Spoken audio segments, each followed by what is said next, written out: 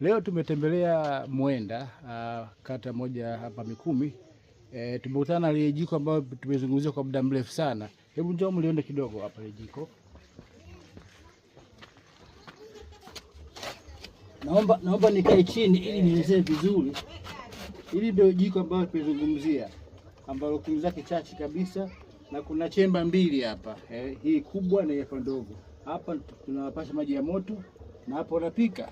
Nimeongea na mwenye jiko, anasema kwamba inatumia kuni chache alafu inapika chakula haraka. Ni idea ambayo ina save money, alafu ina chakula kinaiva haraka sana. Kwa hiyo ni idea ambayo sisi kama FOA inabidi tuitumie, tuisambaze haraka iwezekanavyo, kwa sababu ni jambo jema sana.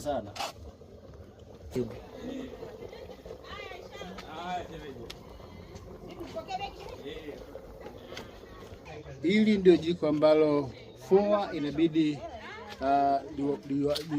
liwafundishie wanafunzi wake ili wapate kujua kwamba ni teknolojia ndogo sana, haitumii gharama kubwa na iko very efficient. Kwa hiyo ni jambo jema sana FOA ikitumia hii idea kufundisha wakulima wake.